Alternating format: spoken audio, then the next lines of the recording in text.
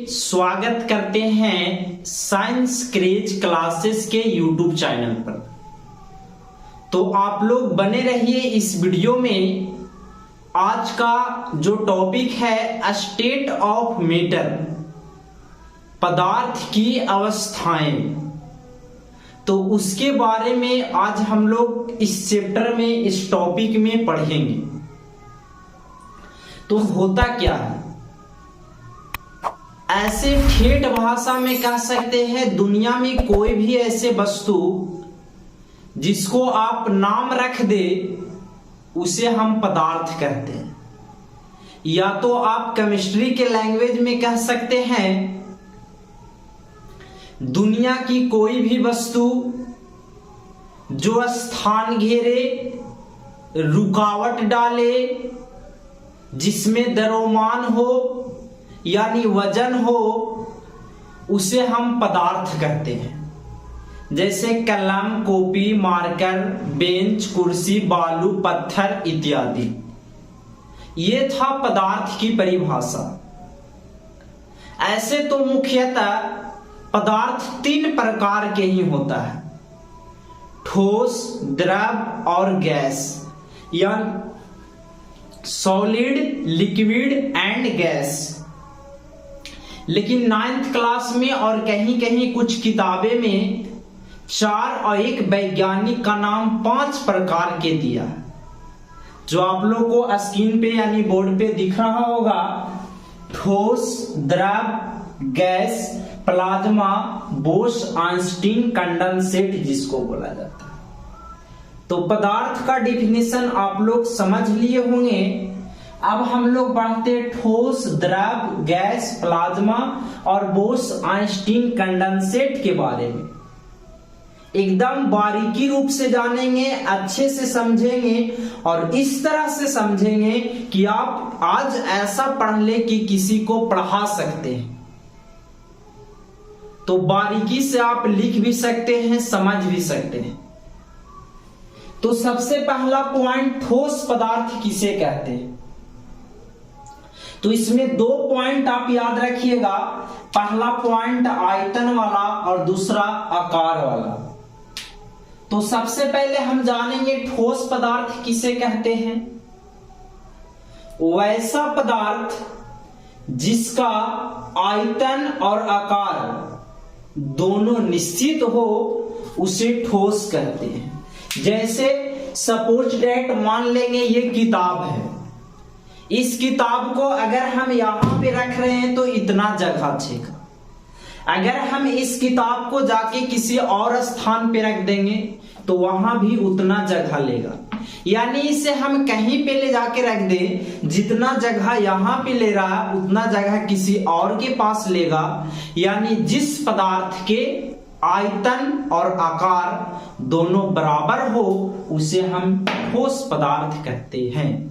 आयतन कहने का मतलब हुआ वॉल्यूम और आकार कहने का मतलब वो कितना जगह छेक रहा है। जैसे अभी द्रव में समझेंगे, वैसा पदार्थ जिसका आयतन निश्चित और आकार अनिश्चित हो उसे द्रव कहते हैं, यानी लिक्विड कहते हैं। वैसा पदार्थ जिसका आयतन निश्चित और आकार अनिश्चित हो उसे द्रव कहते हैं। जैसे सपोज डेट मान लेंगे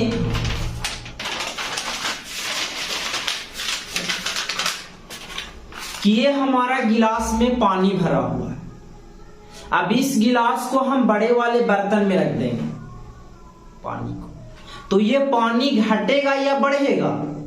तो ना तो पानी घटेगा और ना ही पानी बढ़ेगा, सिर्फ आकार में परिवर्तन हो जाएगा। जैसे पेट्रोल, अगर आधा लीटर पेट्रोल को हम 1 लीटर वाले बर्तन में रख देते हैं तो पेट्रोल घटेगा या बढ़ेगा। तो ना तो पेट्रोल घटेगा और ना ही बढ़ेगा, सिर्फ और सिर्फ आकार में परिवर्तन होगा। यानी आधा लीटर पेट्रोल था तो आधा लीटर ही रहे। तो जिस पदार्थ के आयतन निश्चित और आकार अनिश्चित हो उसे हम द्रव्य कहते हैं। आप लोग अब जानेंगे हम लोग गैस के बारे में। जैसे आप नाम सुने होंगे एलपीजी, नाम सुने होंगे सीएनजी, नाम सुने होंगे मीथेन। ये सब अगर किसी कंटेनर में, किसी डिब्बे में या कोई ऐसे वस्तु में बंद है और अगर हम उसको निकालते हैं तो ना तो इसे हम पकड़ सकते हैं, ना छू सकते हैं, ना देख सकते हैं, सिर्फ और सिर्फ महसूस कर सकते हैं कि हमारा गैस लीक कर रहा है या निकल रहा है। तो गैस का डिफिनेशन होता है जिस पदार्थ के आयतन और आकार दोनों अनिश्चित होता है उसे हम गैस कहते हैं। यानी जब तक वह पदार्थ, जब तक वह गैस किसी कंटेनर में बंद है तब तक वो ठीक है, लेकिन जैसे हम उसे बाहर निकालते हैं वो अनिश्चित हो जाएगा तो उसे हम क्या बोलेंगे? गैस बोलेंगे। नेक्स्ट आता है प्लाज्मा। प्लाज्मा कहने का मतलब हुआ कि थोड़ा सा ठोस, हल्का सा चिपचिपा, जैसे आप गम देखे होंगे जिसको गोंद कहा जाता है, या फेविकॉल या चीनी का सीरा वगैरह देखे होंगे। तो वैसे पदार्थ जिसमें हल्का सा ठोस वाला मात्रा और द्रव वाला दोनों मिश्रित होता है उसे हम प्लाज्मा कहते हैं। क्लियर हुआ होगा? आप लोग आज इस तरह से पढ़िएगा कि आने वाले पीढ़ी को आप ठोस, द्रव, गैस को पढ़ा सकते हैं। नेक्स्ट आता है बोश आइंस्टीन कंडेंसेट। यह एक प्रकार का वैज्ञानिक का नाम है, यानी पदार्थ के पांचवावस्था एक वैज्ञानिक का नाम है। तो बढ़ते हैं हम लोग आगे, उसके बाद थोड़ा सा इसके गुण समझ लेते हैं। तो देखिएगा एक छोटा सा पॉइंट,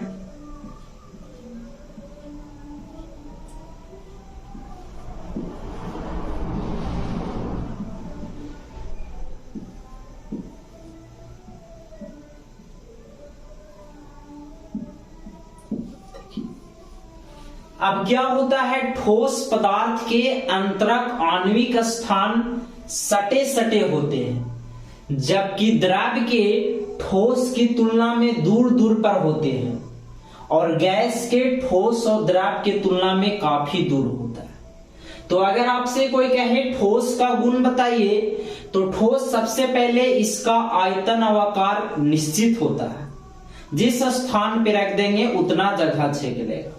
ठोस पदार्थ में अंतरक आणविक स्थान सटे सटे होते हैं। द्रव में आयतन निश्चित और आकार अनिश्चित होता है। इसका अंतरक आणविक स्थान ठोस की तुलना में दूर दूर होता है, और गैस में इसका आयतन और आकार दोनों अनिश्चित होता है।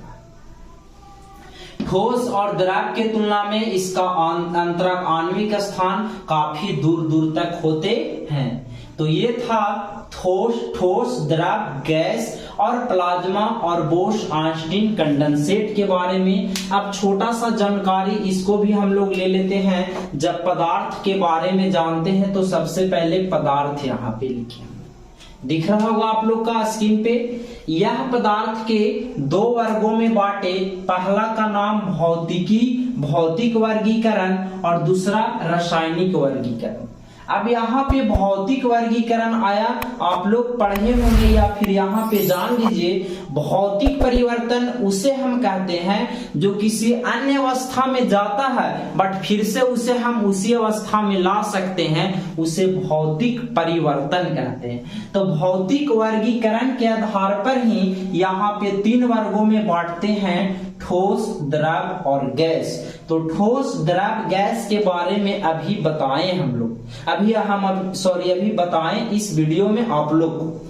तो ठोस क्या होता है बता दिए, जिस पदार्थ के आयतन और आकार दोनों निश्चित हो उसे ठोस कहते हैं, और जिस पदार्थ के आयतन निश्चित और आकार अनिश्चित हो उसे द्रव कहते हैं, और जिसका दोनों अनिश्चित हो उसे हम गैस कहते हैं। अगला आता है रासायनिक वर्गीकरण, एक शुद्ध पदार्थ और दूसरा मिश्रण। तो अब देखते हैं इधर शुद्ध पदार्थ के दो वर्गों में बांटे, आप लोग के नहीं दिख रहा होगा, एक बार देखिए स्क्रीनशॉट इसको लीजिएगा।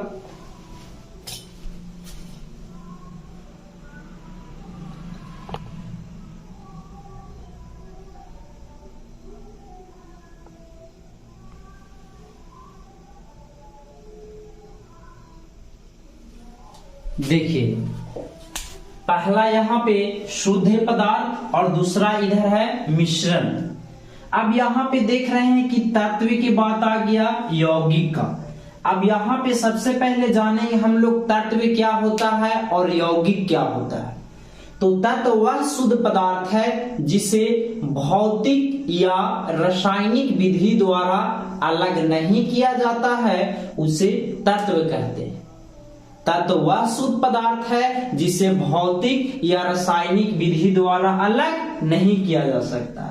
यौगिक होता है कि जब दो या दो से अधिक पदार्थ आपस में अभिक्रिया करके नए पदार्थ का निर्माण कर लेता है, उसे हम क्या बोलते हैं, यौगिक कहते हैं। उसे हम क्या बोलते हैं, यौगिक कहते हैं। अब यहाँ पे मिश्रण दो प्रकार के बटा, एक समांगी मिश्रण और दूसरा विसमांगी मिश्रण। जब दो वस्तुओं या दो या दो से अधिक वस्तुओं को आपस में मिलाने पर वस्तुओं की मात्रा समान संगठन में पाया जाए, उसे समांगी मिश्रण कहते हैं। और अगर समान संगठन में नहीं पाया जाए तो उसे विसमांगी मिश्रण। तो ये था यहां तक समाप्त। फिर हम तत्व के दो वर्गों में बांटते, एक धात्विक दूसरा अधात्विक, और यौगिक के दो वर्गों में आपको दिख नहीं रहा होगा, हम बोल दे रहे हैं, उतना वीडियो नीचे नहीं जा पा रहा है कैमरा। तो ये यौगिक दो प्रकार के, एक कार्बनिक यौगिक और दूसरा अकार्बनिक यौगिक। तो इतना तक आज की क्लास में हमने बताया। कैसा लगा एक बार आप हमें कमेंट करके जरूर बताइएगा। आपका एक लाइक एक कमेंट हमें बहुत ज्यादा मोटिवेट रखता है। तो फिर मिलते हैं नेक्स्ट वीडियो में, तब तक के लिए जय हिंद।